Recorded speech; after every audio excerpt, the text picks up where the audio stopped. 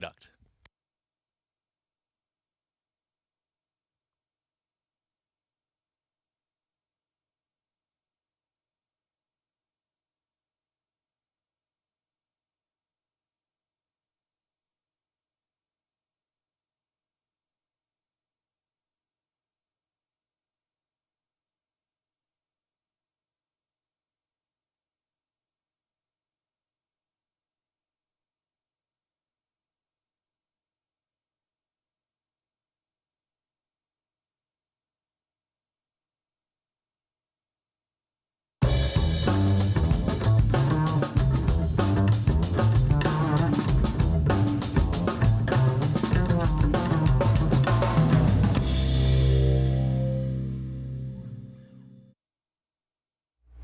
Good afternoon, everyone, and welcome to Talking Horses. I'm here with Jack Nicholson from Pritzi's Honor. It's their Pritzi's Honor outfit. What? I'm sorry. I can't hear you.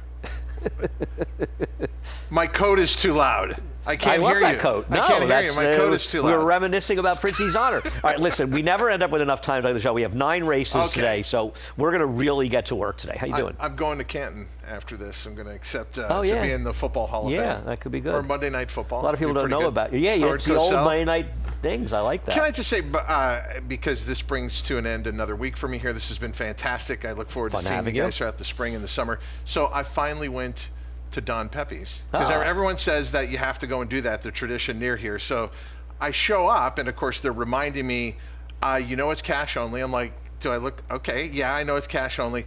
You also know it's family style, right? I'm like, okay, but I'm just here by myself. So it's me sitting around tables of 8, and even the waiter's like, you know that this is family style, it's only meant for one. I'm like, just bring the food, please.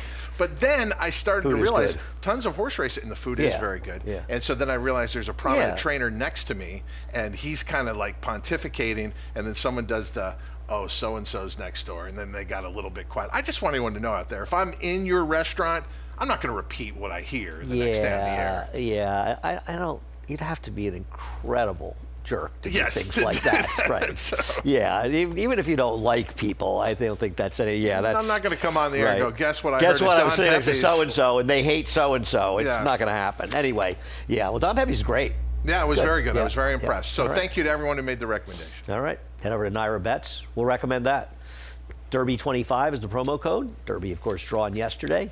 Sure, some of us got to work on those races. Like fun 2 days of racing, particularly down at Churchill Downs. Big announcement of a scratch out of the Oaks. Bottle of Rouge is out. Yeah, Baffert still has a great chance, but Bottle of Rouge out. Yeah, is she owned by Jill? I think she's owned by his wife. Yes.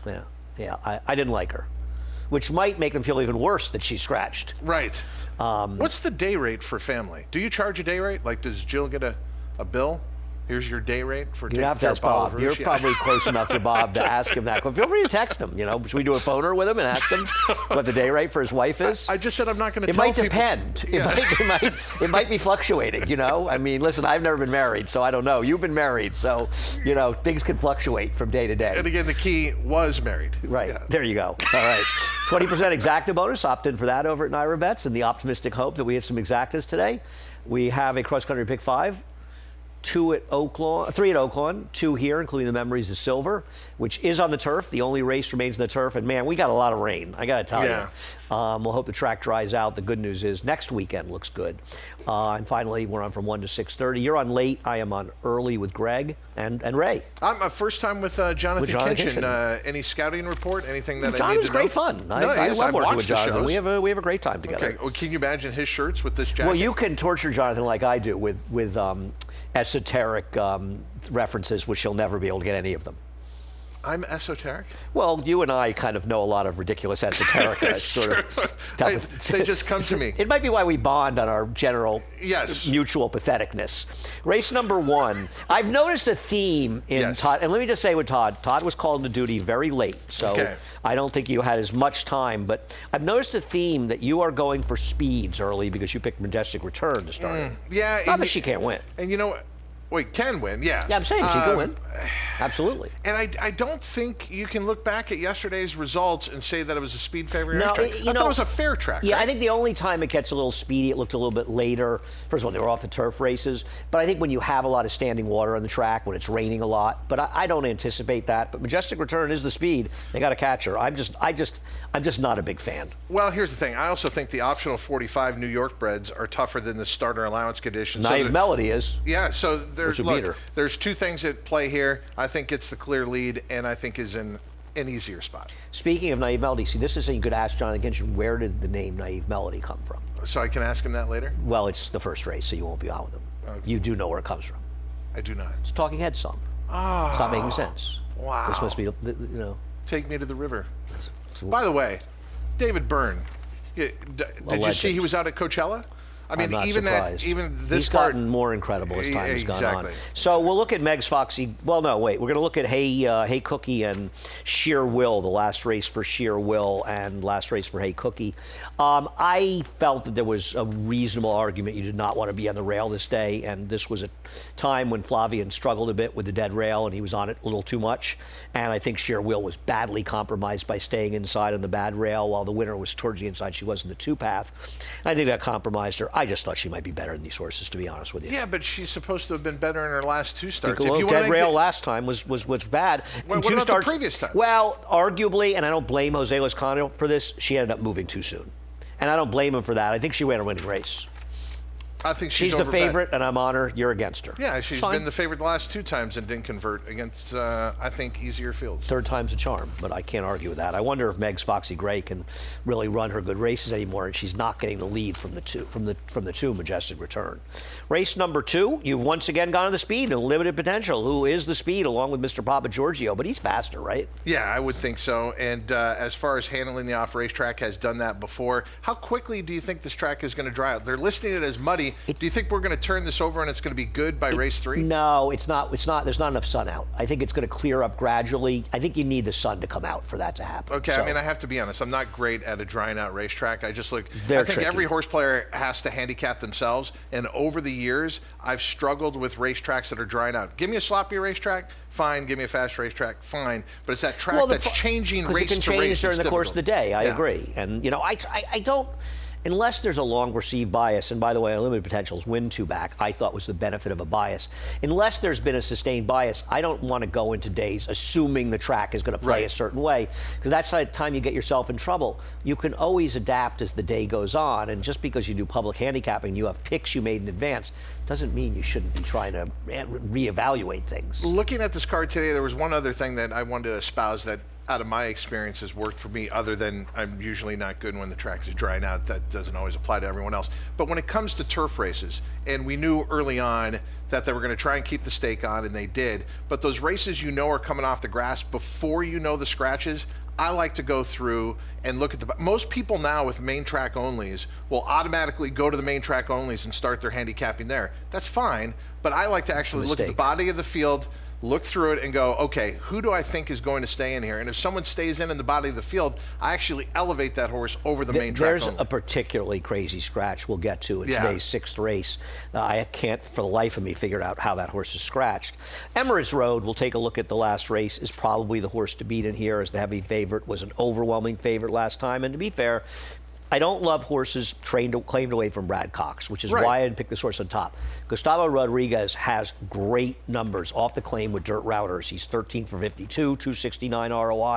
I just hate claiming away from Brad. And I also think this is a tougher field than he met last time out.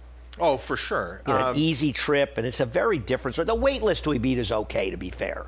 Did come back and win on Wood Day. Does it matter to you when a horse comes back off a claim and has an official time to work out? So this horse races on March 21st in the effort that we see, and then we don't see a time to work out until April 13th. Could he have needed a work to come back after a month? I don't know the exact rules on the works. But to me, it's a little bit spotty off the claim to just have that one outing on. Well, for the most part, they're not going to work for at least 2 weeks. So 2 weeks puts him into like the first 7 days or 8 days of April. So he worked a little after it.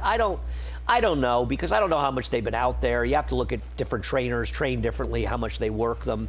Gustavo does well off the claim. I'm going to take a bit of a flyer with 3 Technique, whose career could be completely over. And people remember this was originally, this was on the Derby Trail briefly for Bill Parcells and Jeremiah Englehart. You know, last time out, he just planted him on the rail, and I think there's a slight argument. You didn't want to be right down on the inside last time out, and I didn't think the race, the 2 back, was that bad. 24 Mambo ran like a grade 1 horse in that race. He has some back races. Yes, he has the sloppy race at Oaklawn that wasn't good, but he has handled it before, even recently, and he has races that can win it. And there were so many horses I didn't want to play, and I didn't want to put Emirates Road on top. I'm going to give one last chance to see if 3 Technique has anything left. He may not. I like the argument. I've always liked this horse, and this has always been his game. A 1-turn mile like this would be perfect. He can handle the off track, but those last few races indicate what you say. He's slowing down. He is dubious. He feels a bit like an all or nothing. He's either going to be close or be absolutely nowhere, which is okay. I think we agree in race number 3. And why don't we switch the video? Sorry, I should have told you in advance, and show Cali Magic. This is winning in the slop on November 22nd of last year. I mean, isn't she supposed to be in front in here? Yeah, it would have to be. And now the equipment change of blinkers off, you would think would be designed for this horse to relax. But looking at this effort, this absolutely would beat this field clearly. Not only the competition, but just in the way that Khalil Magic did this. So I think this horse, who obviously moves way up on an off racetrack, proved that here in this race as an upset winner. I like blinkers off too. It's one of my moves I like. I mean, she's not so far from the 3 Technique category though. I mean, she better show up today because, okay, you want to give her an excuse. Excuse me, she was against the track 2 races back. She couldn't beat the likes of With the Angels and Twirling Beauty before that, My Magic Wand. But she's a little, at this point, she better show up today because she's a little dubious. And you were talking about trainers and streaks, and it seems like Rob Atris's barn is coming back around. I was wondering about the 6 Always Angels off the claim. Yeah, no, I agree. It's funny. I was having that conversation with a friend of mine this morning. His barn has been very, very live. That turf horse yesterday in the 7th race came back to the race. It ran out of town and ran huge yesterday. You know, I think Will Not Be Swayed is obviously a somewhat logical horse in here. I like G's Louise a little more than you, or G's Eloise, excuse me. We'll take a look at her race 2 back. I would argue that she was really kind of in a tougher spot last time, and Linda kind of does okay with these drop downs if she can find her form from back in November. But she's another horse. You have to be concerned. She was awful last time. Yeah, and then obviously Linda Rice also has Will Not Be Swayed in here. Who's probably the more likely of the 2. And that's what I thought. I mean, I just kind of fell in line with that. But I can understand your point here on G's Eloise, and this effort, you know, certainly is probably good enough, but she will be coming from well off the pace. Linda is a little tricky to read at times. Which ones are the live ones? So I don't know. But like you, I'm going to take a chance on the 3 to wire the field. Cali Magic. Race number 4. I think we agree in race number 4. We'll start with Curlin's Magic. We'll go back to Churchill on a sloppy track at Churchill. I know you're the same. I don't love drop betting these big drop downs like this at the very bottom. But my God, this horse is just supposed to beat these horses. No, I agree with you on that. And a lot of times I get concerned as well when a trainer like Linda Rice claims a horse and then you see 2 races as bad as these have been with Curlin's Magic. But I think the thing to keep in mind, this 20,000 beaten claiming condition at Churchill, that's a long way away from what she put this horse against at Aqueduct. Those were much, much tougher races. This horse is back at a realistic level. I'm not sure her last race isn't good enough to beat these horses, even though she finished 5th in that race, dropping down to the bottom here. And don't forget, she also claimed this horse for 20. She didn't claim this horse for 50. She claimed the horse for 20. So it isn't a total dump. I mean, obviously going to the bottom, and she's probably going to lose her. The other thing is, who else are you supposed to go to in this race? I mean, you're going to hope that Floge can be the speed, but she may have to deal with troubled luck. But she is the potential speed, right? No, and the other thing is $10,000 is her level, and she's a 5-year male. Something about those mares, when they get in form, they stay there. When they go south, they stay there as well. So with her current form, that means everything, and that's the edge that she would have over Curlin's Magic. So we'll show Whistler's Style, and Whistler's Style will win. Then we're going back to February 13th. This was one of the most interesting races, believe it or not, in my opinion, we ran all year. This was during the sustained period of gold rails. Oh, yeah. And the first 3 finishers came from way back. And this is the kind of race, you know, the Nimrods on Twitter would say, oh, you buy it. The first 3 finishers came from way back. Every single one of them spent the vast majority of the race on the rail before angling out and making wide moves, including Whistler Style. And even though she closed on the outside, she was on the rail until a stretch and she swung out. And that's, the things that are missed by people that aren't paying attention to those things. And it was a fascinating race. It fell apart, but everybody that did well spent most of the race on the rail. I put her in second here because she's dropping. She's never run at the bottom level before. Can I ask you a personal question? Sure. So you brought up Twitter, horse racing Twitter, also known as X now, X formerly known as Twitter. You haven't been posting on X. Don't intend. I'm going to put my Derby and Oak videos up. Oh, so there will be something there. I will put them up. But you haven't had anything, I think, since beginning of March. I'm done. The beginning of March. You're done with the platform? Yes. Okay, so is it weird to say, shouldn't you tweet that you're not tweeting? No. No, I hate that. There's nothing. You've seen this before. I'm leaving. Let me ask you a question. The I'm leaving posts on social media or message boards, right. What percentage of those are true? What percentage of those people don't reappear, right? True. I'm never betting again. And then they love a horse the next week. I mean, no. So, but your silence is for real. Yeah, it's like quitting smoking. The people who quit smoking don't, remember my dad was a long-time smoker, and whenever he would try to quit, he would always tell you every day he hadn't smoked. And of course, he was sneaking cigarettes and going for walks. And he was deflecting, don't look over here. He's my father. We're not dissimilar. He's a great man. When he finally quit, I said to him one day, have you not been smoking? And he said, I haven't smoked in 3 months. I knew he had quit because he didn't tell anybody. And I do have to say, one thing about social media, people are sharing too much. Especially when it's a back and forth between two people. If you want to talk to someone and apologize to them or have a discussion, just call them up. Do that, but we tend to do that on social media. So ultimately, I do have to ask you, and then we'll leave the topic. So why are you stepping back? It's a toxic place. It's an unmonitored toxic place. Honestly, there was some monitoring before Musk took over. Now it is. So you're talking in general, not just horse racing. I have reported tweets, and I do it just for my own amusement. Right. I have reported tweets that are vile. Yeah. They don't violate our rules. Well, if this doesn't violate your rules, you don't have any rules. And listen, I don't need to sit out there as a punching bag for lunatics. Let them scream about me while I'm not there. Okay. I don't need to try to put that. Nobody needs that kind of ridiculous. Well, I just want to say, as someone who was dragged kicking and screaming to social media, in fact, it was fun for years. No, it was look, the corporation I work for said you had to have an account. I don't have Facebook, so they opened up a Twitter account. And then I've found a good place for it. It's worked out for me, and I've connected with the audience, and it's worked out. But I understand your concerns, and I respect what you're doing here. But I do want to say, you have always been one of my favorite follows. I've learned from you. I've enjoyed the discussions that you've had, even if they got heated with other followers and the rest of it. Heated discussions are fine as long as they're civil. Well, I'm just saying, me, and I know a number of other people, and you look at how many followers, you had one of the biggest followings on X, formerly known as Twitter. But apparently I should be fired, according to 73 people on Twitter who think they speak for the whole world. A lot of mean comments. Obviously, there's some things below the surface there you're dealing with. But I'm just going to say I'm going to miss you. Well, I thought you did great on the platform, and I wish more people were like you on the platform. Yeah, I'm sorry to people that follow, and I appreciate people's following, but I just don't need the abuse. Okay, I get it. It became ridiculous. I get it. When you find yourself having to constantly be muting and blocking people because you're so unpleasant, there's nothing wrong with saying nothing wrong with saying I don't like the horse, I like so and so today. Those are good conversations, but whatever. Speaking of other funny things, aside from I'm leaving now, sitting at that last post, is when you block someone and then they put that up there. Oh, look who blocked me. Then it becomes another thing. Yeah, I don't have. The vast majority of the things blocked I have are bots having nothing to do with racing, by the way. Yeah. I block bots all the time. I can't stand those accounts. So you mean that non-racing bot account? You mean that supermodel who's direct messaged me doesn't really like horse racing? I don't want to be the one to break it to you, Todd, but she might not actually be real.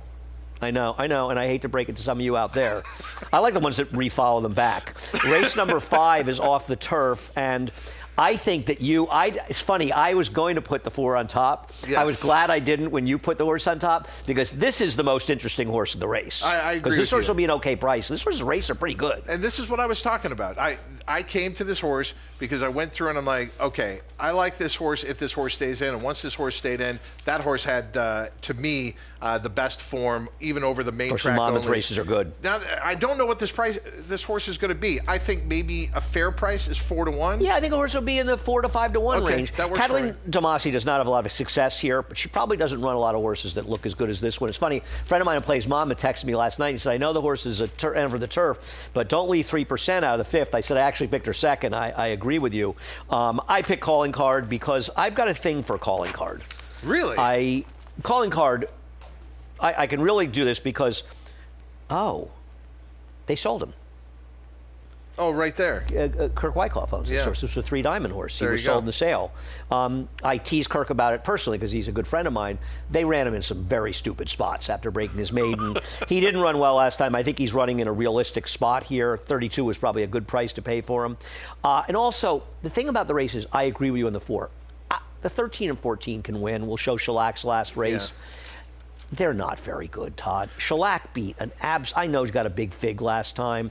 And to be fair, he's run bigger figs before, but I got to tell you something. This was a terrible field. The second place finisher was a first-time star. Did not win its subsequent start. Or maybe, I don't know if that horse ran back or was scratched. I'm not sure now that I think about it. But I just think this horse beat a dreadful field last time. And I think horses like the 4 and 15 are just better horses. Yeah, I agree with that. And I think anyone who's playing Shellac is just looking at, he has to have a clear lead. Flavien Prat's probably going to have this horse out there rolling with a 3 or 4 length lead. But on top of that, coming from Bill Morey's barn, even though this one goes to Linda Rice, I agree. Major bounce. I agree. And Moment's Notice, who ran second last time, we'll take a look at. Now, listen, Moment's Notice ran. Castle Chaos was a big drop down in here, but this was a 4-horse field. I don't want to trust this horse off of that race. But to be fair, this horse has back races that are good enough, and it's okay, and his horses run. Yeah, and I just didn't love him. He's been having a good month, but this horse is more likely to be second or third than ultimately win. I agree with what you did with Calling Card. To me, it is a 2-horse race between the 4 3% and the 15 Calling Card. I'm going to use the 2 of them, and if I lose, I lose. I can live with myself. We will take a break. It's not easy to do, and we'll be back in just a few minutes. You bet with Naira Bets. Bet any track, anywhere, anytime, including all 3 legs of racing's Triple Crown. Download the Naira Bets app to play today and get a $25 free bet plus $200 deposit match bonus. Watch live horse racing, get expert picks, boost your bankroll with daily promotions, and hone your handicapping skills with exclusive tips and tutorials. Sign up now to claim your $25 free bet and $200 deposit match now through the first Saturday in May, only with Naira Bets.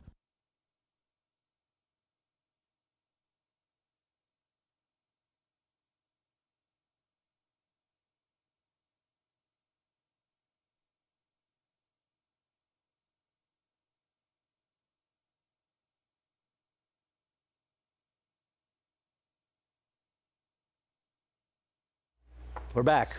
Someone was suggesting, does this Saratoga water, is there such a thing as an expiration date on a bottle of water? No. So we could, if we're doing the show 10 years from now, I could set this bottle over here and I'd be fine. You could survive a nuclear war, Saratoga water. Don't you love? I love when I see the blue bottles, like on TV. I see them somewhere. It's so cool. These were big at Coachella. Like celebrities love Saratoga water. Really? You were at Coachella this year? No, I've never been. I like to see what the celebrities are up to. And I love my friend music. John went once. Music. Yeah, no, I imagine. Would you ever do Burning Man? No, but there was a conversation one night in Sperry's out back where somebody was telling my friend Dan Silver, who worked with us, and you know Dan, I'm sure, convincing Dan he should go to Burning Man. And Pat McKenna and I were laughing very hard, and maybe Naj was there too, at the prospect of Dan at Burning Man running around naked. That is truly going to the edge of the world. You've never gone, right? I've never gone, but there was someone that I worked with. He was a 19-year veteran of Burning Man. Wow. And it made me look at him differently. How can you not look at someone differently when they're like, I've gone to Burning Man for 19 years? Well, if he'd been at Burning Man 19 years, he probably looked at everybody a little differently by that point.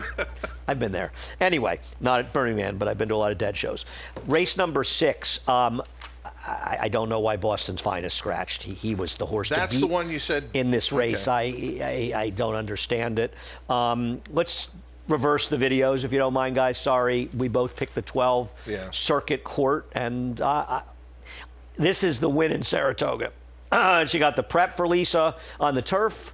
I know she disappointed a little after that race. She didn't run even that badly, and I'm going to kind of hope this horse getting back to the dirt can run a race like this. Yeah, because the effort over the turf at Gulfstream Park is not a true indication of what this horse is capable of. And a much-needed race. That was definitely a race that they used in South Florida. She's a big girl. See her? Yeah, she's a lot bigger. She's a big girl. Of all, first time I've seen her. Yeah, she's got some size to her. No, I always kind of like this horse. And the other thing is, the other horse near, we can go right the replay 2-back for Big Air back in December. Big Air is the horse to beat. Ran well off the claim for Linda. Came back, didn't run as well, been laid up. She's just okay. I'm kind of hoping that Circuit Court's better. The one wins price. at Colonial, like we talked about, the Colonial dirt form, you can't trust at any level. And that's a long time ago in the rear view mirror, but you could see. But look at that race at Colonial, right? Doesn't this exemplify Colonial? So the 78 buyer winning by, first of all, every time I see a dirt race in those races at Colonial, somebody wins by at least 8, lengths, right? Yeah. Everybody wins the race. It's like the home of exaggeration. Am I wrong? If they were to take like the 25 biggest margins of the year in dirt racing in America, I think Colonial would have 8 of them, despite running about 30 dirt races a year. Take a look at Incredible. It was a quote-unquote wide open last Virginia year's Derby. Virginia Derby. Yeah. It is really amazing. I got nobody else in here I'm particularly interested in using. I had Midnight Ginny. Midnight Ginny is dropping significantly to 3.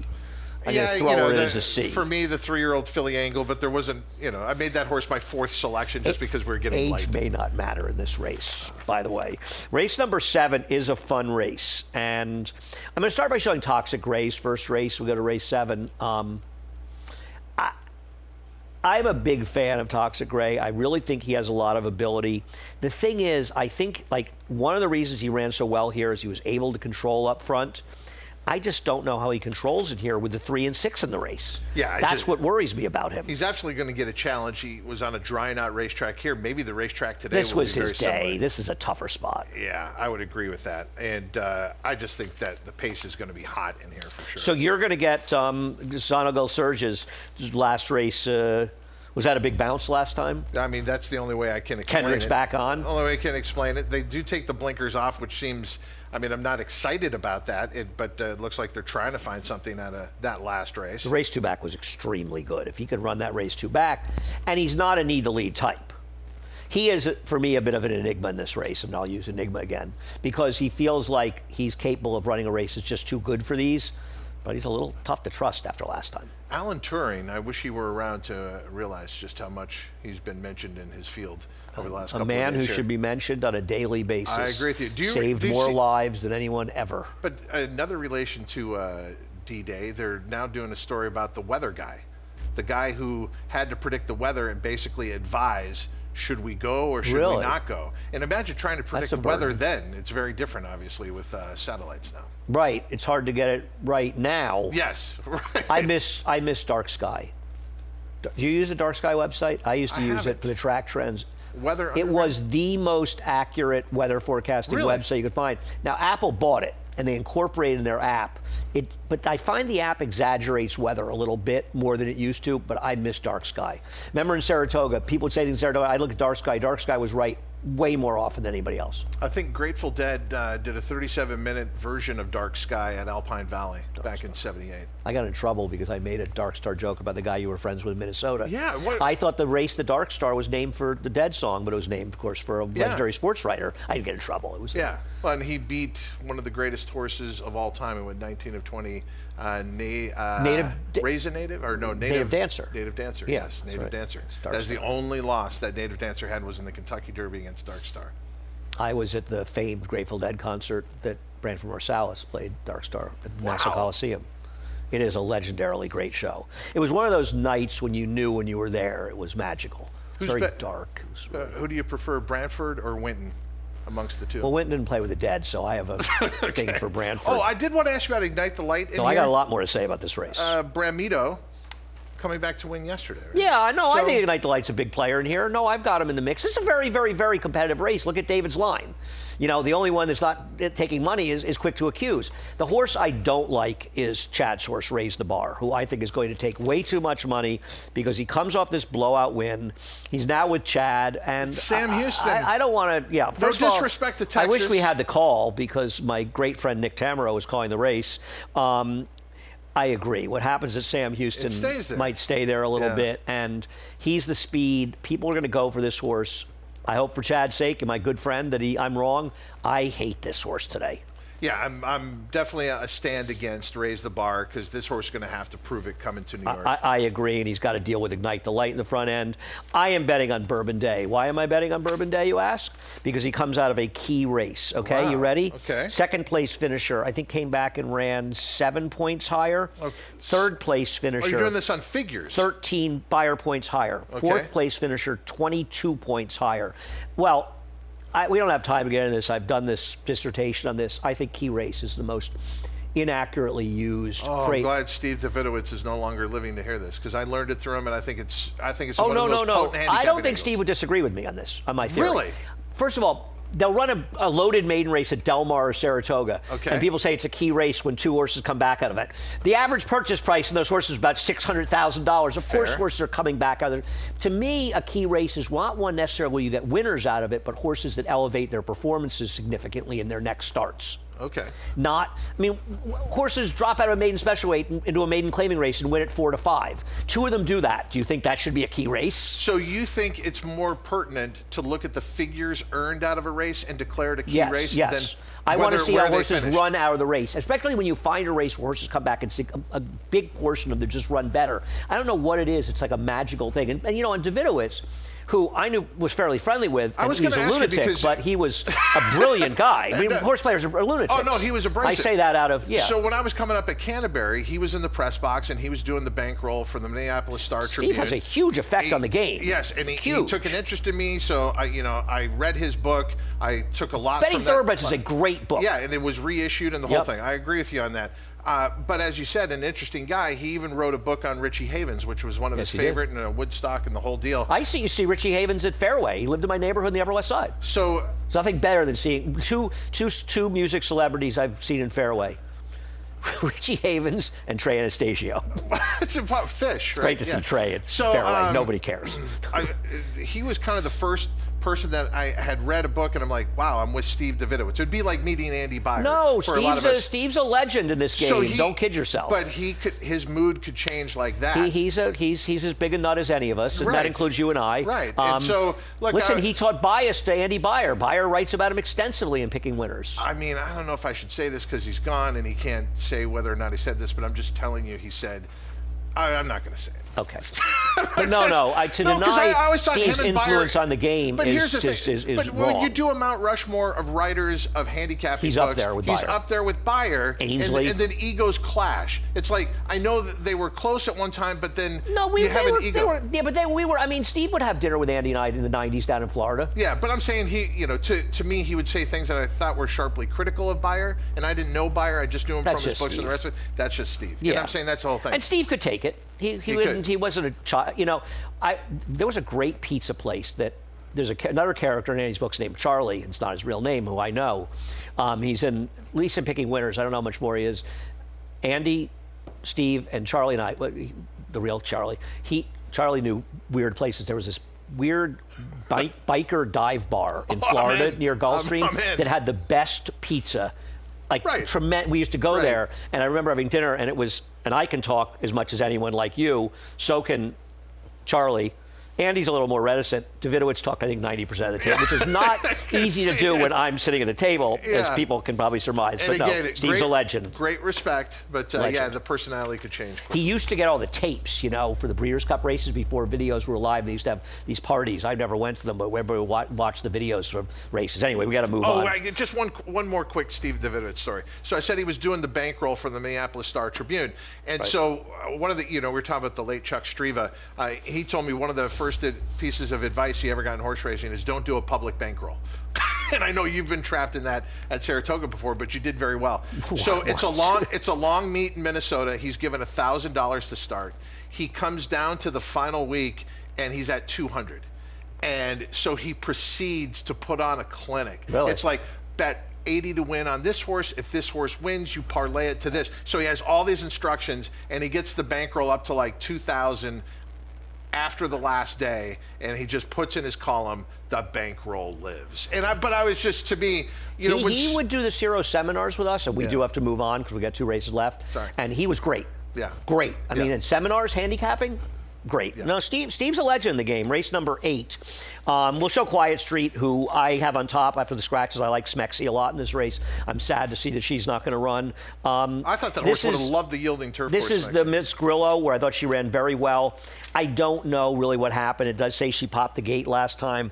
I think she's the best horse in the race. I put her on top, but I think you're looking to win with a horse that's more forward, one of those horses being Piper's Gift. Yeah, and look, I just think that horse will, it's not a big field, but relatively speaking, I think Piper's Gift is going to be a short price. Yeah, going to be a decent price. And with Quiet Street, is 2 weeks a little quick for Bill Mott? I don't think Bill Mott likes to necessarily come back. But you know, you're at Keeneland Bill and I had a conversation about this a couple of years ago on the Derby Day, because he brought a good horse of his back and she wanted short rest. And he was saying, you know, people were asking why I'm bringing this horse back. It was like a week or so. And he said, you know, we used to do it all the time, and I've done it in the past with great success. And they tend to question you about things you've done in the past that work. We were talking about it a bit. I think it's a good sign when Bill does it, honestly. Yeah, and it probably goes back to what that comment is. She lost all chance at the start. She might have just had a tour around the racetrack and that. The problem with Piper's Gift is not just the distance on the turf, but I don't worry about that because she got very good on synth and she has some turf ability.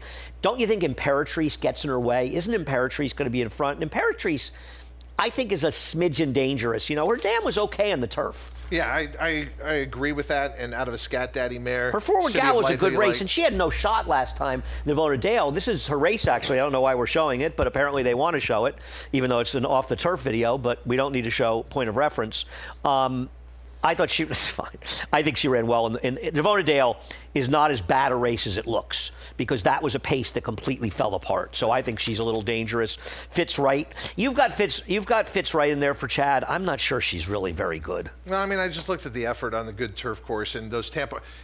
So Chad put me to sleep in the last race at Churchill yesterday on the turf, 7-1. That horse had a trip last time. 7-1 there. I needed the 10 for 4,800 in the pick 5. Speaking of which, the late pick 5 here, if you use the 2 main track onlys on the end, I know you thought the 15 was the 13. The 13 was the overlay of the year, 7-5. I'm still bitter. 2,600, the late pick 5 here. Don't go to sleep on these races that are moved off the turf. We have 1 minute left. Yes. My friend Steve makes an interesting point about your pick. Lasix could have helped her, and she's not using Lasix today. I hope she's here for the Trillium Series at Belmont. Race number 9, we're going to show your top pick quickly from Turfway. Sorry, Chris, we are going to run over about a minute, but Todd and I have lots to talk about. Let's show the pick. I think with Maggie yesterday, you went way over. We went over by a minute. No, you went over by like 10 minutes. We went over by 1 minute, and we had 10 races to talk about, and we had fun, right, too. You had 10 races. We had fun. We're having fun. I don't mind. Chris is okay. But I have a grievance, too. Don't we all? I would never bet this horse. My grievance is, why? For instance, because this horse it's ran once in the dirt and with the worst race it ever ran by far down at Tampa. Look at the money that Rick Dutrow horse took in the last race that can't get out of the gate based on turf races. This horse is going to be bet for all the wrong reasons, and it's Brad Cox. So you're taking the one race at Tampa with trainer Donna Cutt. Now we're with Brad Cox. You know, is it really necessary to rip Donna Cutt on the show? Has she done anything to deserve to be criticized on the show? No, as you would say, that's just a fact. That happened. It did. There was one race with Donna Cutt at Tampa. I didn't say anything else. I am not going to besmirch Donna Cutt's reputation on talking horses. And as you would say, if Donna Cutt wants me to talk about her 50% win percentage, then go out and win 50% Chris's song is scratched. I think you thought Chris's song couldn't lose here the other day when he was scratched. I kind of agreed with you. I'm going to take Richie's Love over him. We'll show Richie's Love's last race, and this is another one. You ready? Yes. 3 horses that have come back out of that race, out of this race. A winner plus 7 points, finishing 5th, 16 buyer points faster.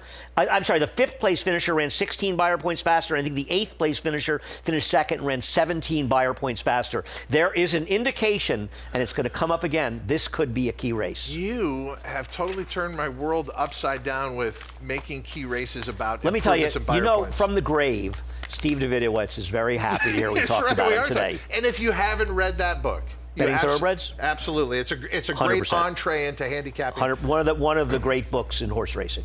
And then my grievance with you would be your opening comment, not about Prizzi's Honor. Everything you said about this jacket is true. But when you're like, oh, just so you know, Todd's had short notice. As if you lowered the bar, like his opinion's going to be terrible today. No, I was saying that you're doing a yeoman's job and coming in here being told 2 hours ago, yes, that you had to do the show. It was not a criticism. I believe that people should know that you stepped in on short notice. I thought you were just saying, hey, this could be a really bad opinion he has because it's short notice. It was all good fun. Head over to Naira Bets, Derby 25, match of $25 your initial deposit. Thank you, Andy. Thank you, Todd. It's been a pleasure. I look forward to seeing you in Saratoga. 20% bonus on exactas here. We have a cross-country pick 5. 2 here, 3 at Oaklawn, and the show from 1 to 6:30. You will be on late with JK. I'm on early with Greg and Ray Handel. Maggie is here as well. Thanks for watching. Chris, you're up.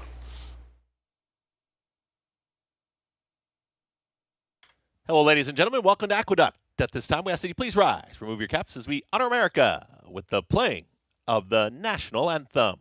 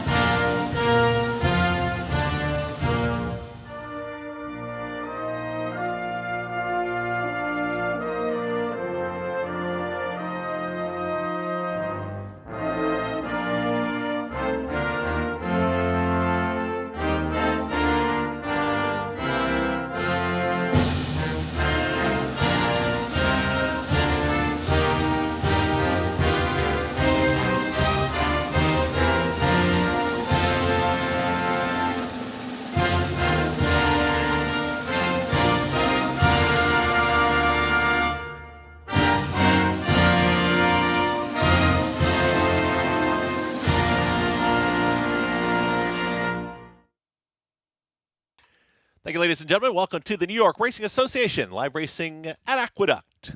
Closing day of the Aqueduct Spring Meeting. Be back here on Thursday, of course, for Belmont at the Big A. You'll see mandatory payouts in all pools.